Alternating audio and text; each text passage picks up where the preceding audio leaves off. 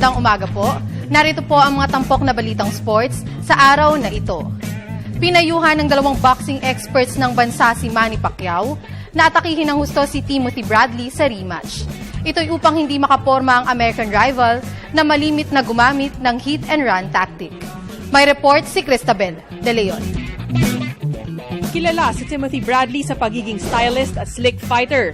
Ito marahil ang puhunan ng reigning WBO welterweight champion nang talunin niya sina Manny Pacquiao, Ruslan Provodnikov at Juan Manuel Marquez.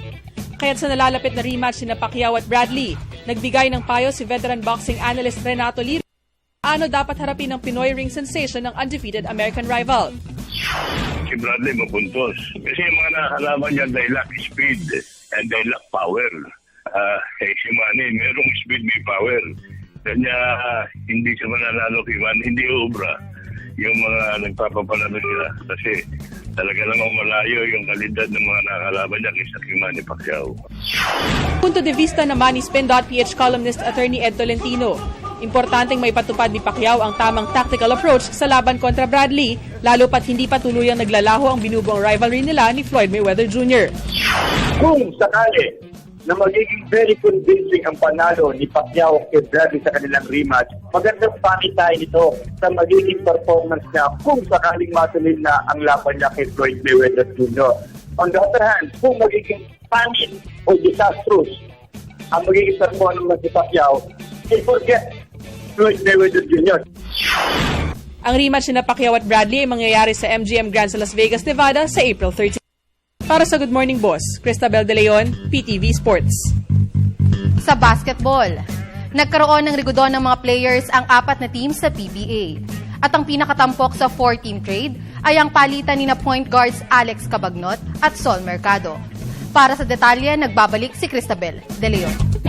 Inaprubahan na ni PBA Commissioner Chito Salud ang 3 batches ng trades na napagkasunduan ng 4 na teams. At sa summarized detail ng player swapping, nakuha ng San Miguel Beer sina Sol Mercado at Rico Meyer Hoffer, habang napunta sa Global Port Batang Pier sina Alex Cabagnot at Bonbon Custodio. Habang na-acquire naman ng Barako Bulls sina Leo Nahorda at Jason Deutschman at 2016 at 2017 second-round draft picks ng Beermen. Naging bahagi rin ng trade ang Air 21 Express na naging destinasyon naman ni veteran guard Jonas Villanueva. Problem. O yung tahan lang yung pinag-aralan buti ni Commissioner yan. Samantala, hindi naman nabigyan ng seal of approval ang trade ni na San Miguel Beer slotman Yusef Taha at Global Port Rookie Center Justin Chua. Ito'y dahil hindi pa pasok sa 2-conference grace period na galing sa Global Port bago nagsimula ang All-Filipino Cup. Hindi pa pwede balik si Taha kasi kailangan 2 conferences bago ibalik ulit sa dati.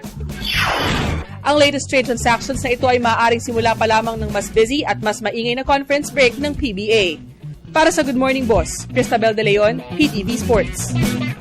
Sa cycling, hindi lilipat ng team si newly crowned Ronda Pilipinas champion Raymond Lapaza. Ito'y dahil malaki ang utang laloob ng Butuan City Pride sa kanyang koponan na Cycle Line Mindanao. Narito ang report ni Keisha Halili. Mariing itinanggi ni Cycle Line Mindanao rider Raymond Lapaza ang ulat na lilipat na siya ng team. Ito'y matapos na pagharian niya ang Ronda Pilipinas International nitong weekend. Sa lingguhang PSA Forum sa Malate, Manila, tiniyak ni Lapaza na hindi niya basta-basta iiwan ang Cycle Line dahil malaki ang utang na loob niya sa koponan. Sa ganun, hindi ko pa naman nasabi na lilipat po ako ng ibang team kasi hindi naman ako sisikat kung hindi yung team namin. Saka kung lilipat muna sa team manager po namin at saka coach. Samantala, wala naman sa isipan ngayon ni Lapaza ang sumanib sa national team, lalo pat hindi naging maganda ang kanyang karanasan nang subukan niyang mag-try out noong 1 taon. Mahirap kasi yung naranasan ko sa trial, okay naman sana at pumasa pero hindi kinuha. Parang masakit din sa kalooban mo na ganyan. Sa ngayon ay plano ni Lapaza na magbalik sa kanyang hometown na Butuan City at ipagpatuloy ang kanyang trabaho bilang mekaniko.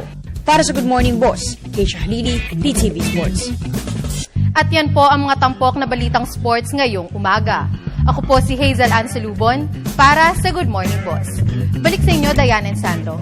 Maraming salamat sa iyo, Hazel.